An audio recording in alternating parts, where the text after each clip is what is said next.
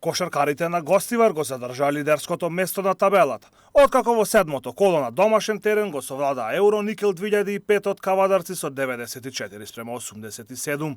Најдобар поединец во домашниот состав повторно беше американецот Донован Доналдсон со 29 поени.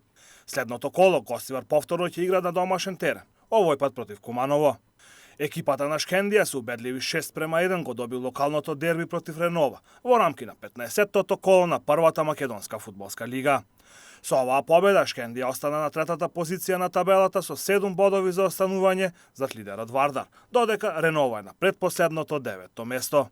Во второлигашката конкуренција Дрита одигра 3:3 на гостувањето кај Кадино, додека Вардар Форино исто така ремизираше на домашен терен против Лазрими. Гостивар беше поразен на гостиот Кораб со 2:1.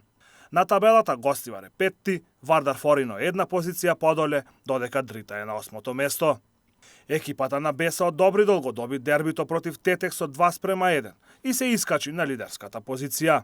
На останатите надпревари од 10-тото коло на третата лига Запад беа постигнати следниви резултати. Нераште Љуботен 1:1, Напредок Зајац 2:2, Камењане Трабзонспорт 4:2, Речица Арсими 3:1 и Флямуртари Пролетер 0:3 службено. Во машката одбојкарска лига Универзитет Тетово на домашен терен загуби од Џио Струмица со 3:2 во дербито на петтото коло. Шкендија и Илирија со идентични 3:2 забележаа победи против Борец, односно Весна Пробиштип. Женските одбојкарски екипи повторно беа поразени. Универзитет Тетово на домашен терен загуби од Виктори Волеј со 3:1, додека Бамикор беше поразен на гости од Ускана со 3:0.